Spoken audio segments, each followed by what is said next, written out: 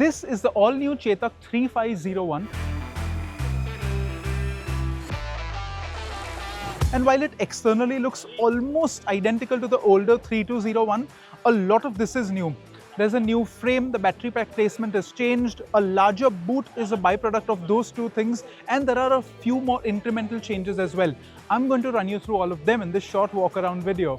For the 3501, Bajaj has relocated the 3.5 kWh battery pack under the floorboard. We're told IDC range is 153 kilometers and Bajaj claims a real-world range of about 120 kilometers.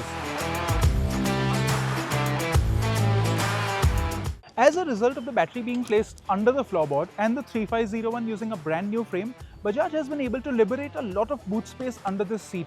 This is now a 35-litre boot that is larger than the likes of the Ola, TVS and Ather rivals on offer today. This is likely to be the change that affects the end user of the Chetak the most. The top 3501 Chetak variant also comes with a new touchscreen TFT dash. Even the top 3201 never came with a touchscreen TFT before. This dash can be paired via the Chetak app to your smartphone to access calls, notifications, navigation alerts, music playbacks and the like.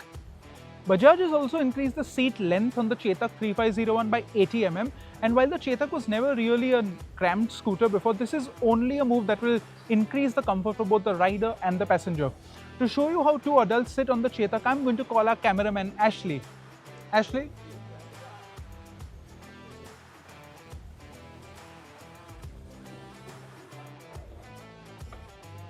Bajaj claims there have been some internal changes to the motor as well, although peak output at 4 kW stays the same.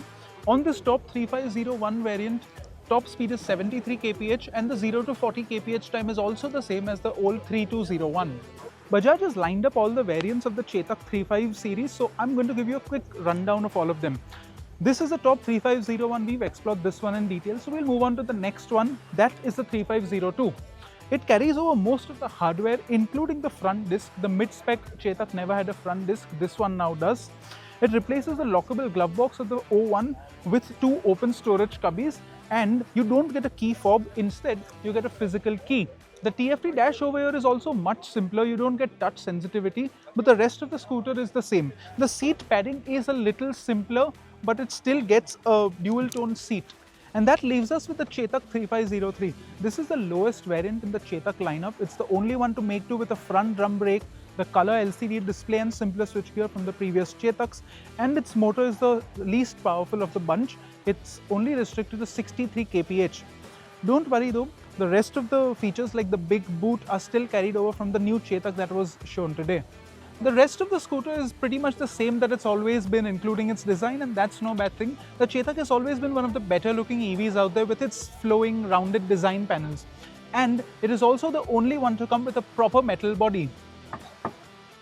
This top 3501 is priced at Rs 1.27 lakh, pretty much on par with the earlier 3201. And the one below it, 3502, is 1.2 lakh rupees. And that's just a small increase, I think Rs 3,000 over the previous 3202. What do you think of the changes that Bajaj has made to the updated Chetak? Let us know in the comments below.